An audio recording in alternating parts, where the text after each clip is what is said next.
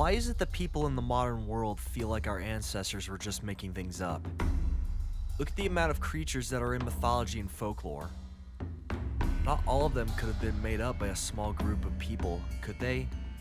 Then there's also the amount of reoccurring themes that appear in folklore. Think about zombies.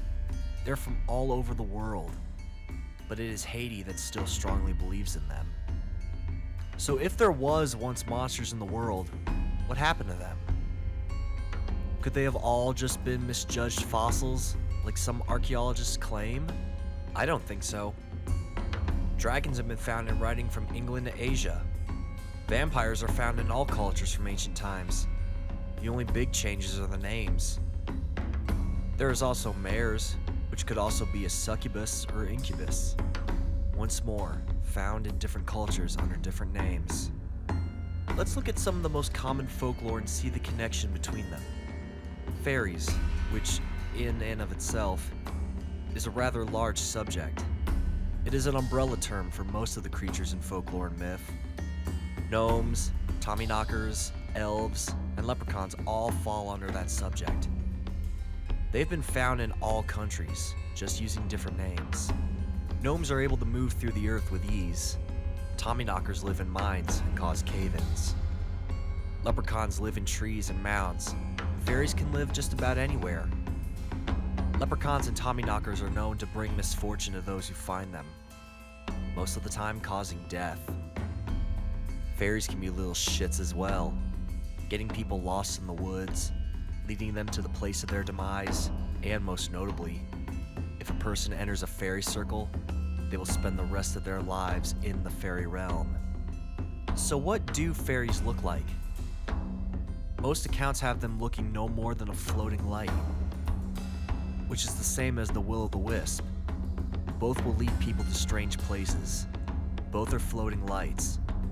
Other names that have been used are St. Elmo's Fire and Spirit Lights. Then there are doppelgangers. These are creatures that look exactly like a living person. If you see your doppelganger, it is a sheer sign that you're about to die. Sounds like a banshee, doesn't it? If you see or hear a banshee, you or a loved one will die. There are also the changelings. These beings are old fairies that are replaced with human babies. Because of their age, not to mention the changelings are normally sick when they swap places with the baby, they do not live for long. This could just be a way to explain why there were such things as SIDS in olden times. But there seems to be more to it than that. There was also tests that could be done to see if your child was a changeling. Most of these tests weren't a good practice, but they would result in the baby dying, whether or not it was replaced by this fairy. Werewolves are found all over the globe as well. Some places have people turning into lizards, others bears or large cats. Basically, any kind of animal could be accused of being a person. In fact, people have been burned at the stake for changing into cats, dogs, bats, and lizards. Could werewolves, zombies, and vampires just be a way to explain insanity back when people didn't have any idea of what was happening to their fellow man? It could be, but I don't think so. It's hard to find people, even in the same group and city, that agree with something they had witnessed. Ask any detective about how different eyewitness accounts are.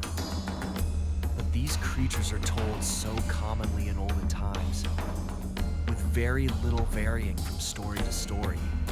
Hell, even in the past 100 years, there have been stories of dinosaurs in the Amazon. Tribes are able to describe what dinosaurs look like, even though they did not have any books that show the pictures, have never been to school, and kept entirely away from the modern world. New animals are being found every day. Some are even being made, like the mule. So who are we to say that these creatures never existed? But what happened to them? Is it possible they've all become extinct? I doubt it though. I think they've gone into hiding. People have become too strong and too numerous.